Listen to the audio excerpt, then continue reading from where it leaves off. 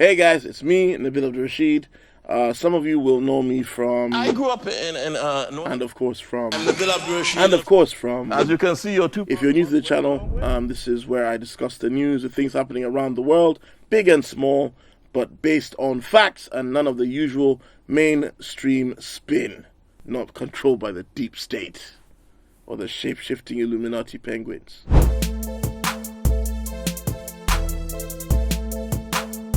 So, surprise, surprise, P. Diddy is unhappy in prison. He's unhappy because Luigi, our favorite billionaire murderer, people's champion, he is now more popular than P. Diddy. They're in the same jail apparently, and he is the more popular guy. He's been welcomed in prison with open arms.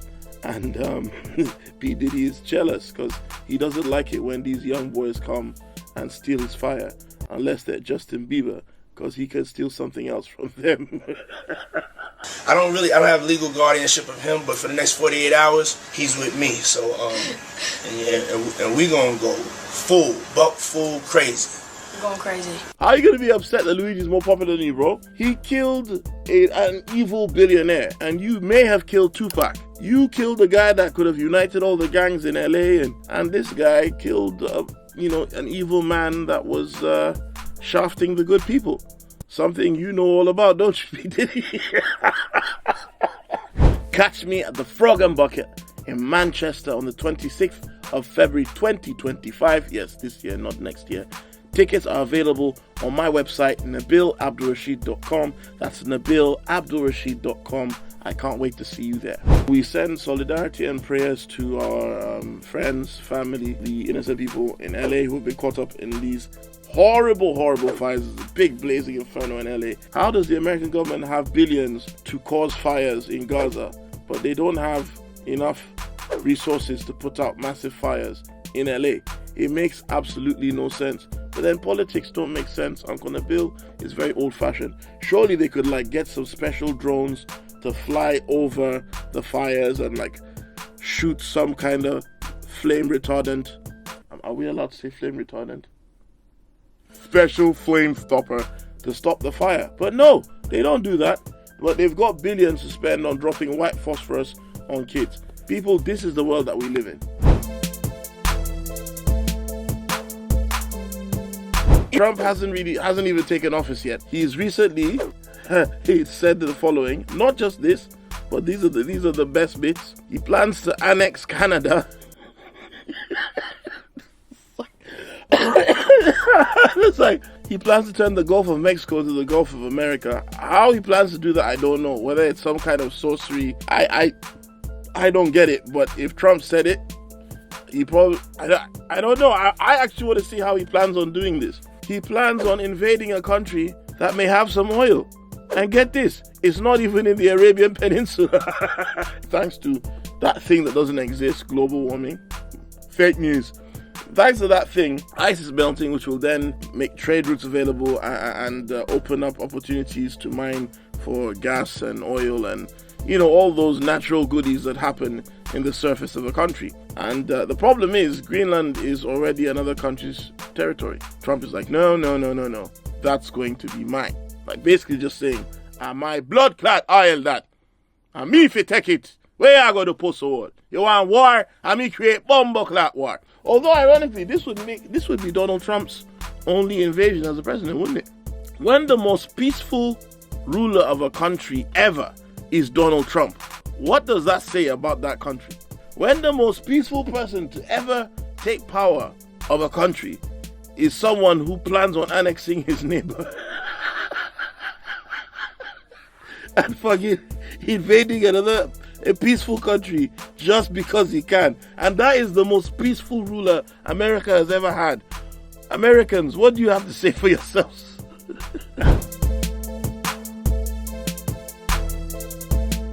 Elon Musk was hoping that upon Trump's rise to power, certain visas would be opened up so he could hire foreigners, immigrants, the worst kind of person apparently. And sticking immigrants. And he was gonna, because he felt that the best minds are from abroad, he was gonna get immigrants. Keep in mind that Elon, right-wing Musk, technically is an immigrant himself. So he's a white South African who, a lot of his family wealth comes from the A word. apartheid. He's now living in America, where he migrated to, and supporting Donald Trump, who's not the biggest fans of immigrants, with the hope that Donald Trump will create specific visas, open up specific visas, so he can hire people from specific countries, immigrants, to help his business, which he doesn't really pay tax on anyway, whilst he's on Twitter slagging off immigrants in countries that have nothing to do with him, like England. Wild, pyong, pyong, pyong. Steve Bannon, who is renowned for his macro-political and racial and ethnic stances, says, hey, this Elon Musk guy, man. He's evil. He's genuinely evil. Never take advice from a white South African because they're really bad. They're the real racists. I mean, I don't necessarily disagree, but they're having this argument like, hey, you're racist. No, you're racist. No, you're racist. No, you're racist. Which, to be honest, is just how right-wing guys flirt with each other. The whole time, Nigel Farage has been glazing hard at Elon Musk and talk about what a great guy he is, because obviously he's seeing the paper. He's hoping that he can get the funds and, maybe he can use some of that money to put in the NHS since, after Brexit, we never saw the money he said the NHS was going to get. While all this is going on, Tommy Robinson, as in we've seen, Tommy Robinson's gone to prison again. That guy goes prison every year like it's Hajj. Mashallah. Elon Musk starts, and of course Andrew Tate as well, who is confused. By the way, all my South Asian friends who love Andrew Tate, how do you feel now, bro? Cuss me, bro. Mother chode. Anyway, so Elon Musk talking about how Tommy Robinson should be freed because, QAnon something, he's so amazing, something, grooming gang, something. Nigel Farage turns around and says, hey, no, Tommy Robinson's a really bad guy. He's racist and he incites violence. Nigel Farage. UKIP. It kind of reminds me of the time when I was talking to my daughter about politics, and I was like, some people are left-wing and some people are right-wing, and like the Tories are right-wing, but then so's UKIP, so was the EDL, so was the National Front, but Tories don't like those guys. And my daughter was like, why? And I said, because the Tories don't like those other guys because they think those guys are fascists, and fascists make racism look bad. That is pretty much politics right now. It's all a bunch of racist guys, but they don't like how the other racist guys are packaging their racism. Like, hey, don't use the N-word. Just say you can't hire them. But I love it when people I don't like fight each other. It's the best thing ever.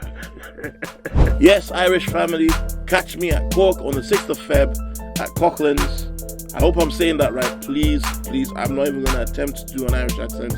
Is it Coughlin's or Coughlin's? I don't know. It's a weird one. I don't speak Gaelic. Elon Musk has also taken aim at Jess Phillips because of her blocking the suggestion of further investigation into what happened in Oldham and I believe Rochdale.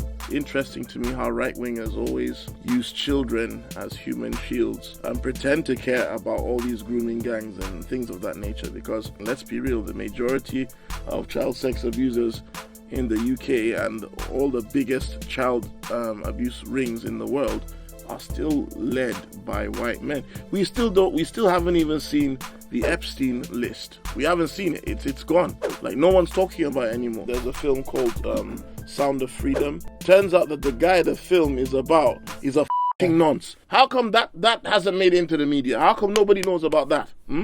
So it makes you wonder, a lot of these other people leading the witch hunts, what does that tell you? Even when you look into the Rochdale and you look into Oldham, yes, a lot of these people doing it were Pakistani, absolutely. But who are they working with? Yeah, am I saying too much? Listen, I'm not suicidal.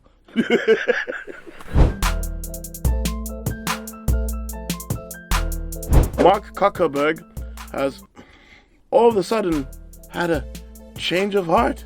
Now that the Trump administration is coming in, he kind of came out and said that, they're no longer going to be marking down political content in the way that they used to, and they're not going to get as much of the bad stuff. They never took down any bad stuff, right? People have been saying racist, messed up stuff for ages on Facebook, but then as soon as I tweet something or respond to a troll, my content gets shadow banned and I get hit with all kinds of bans.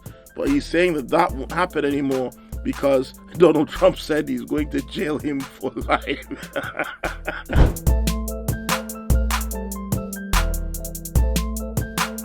Well, and that's it for today. Thank you very much for watching. As always, it's always good to do this for you. The best thing you can do for me is like, share, subscribe, tell your friends, tell your mom, tell your auntie, tell your school teacher, tell your boss, even tell that prick at HR, tell them all. And buy tickets to my tour. Urban Batuta starts this February. All proceeds from the show go to African children. Mine! So buy your tickets.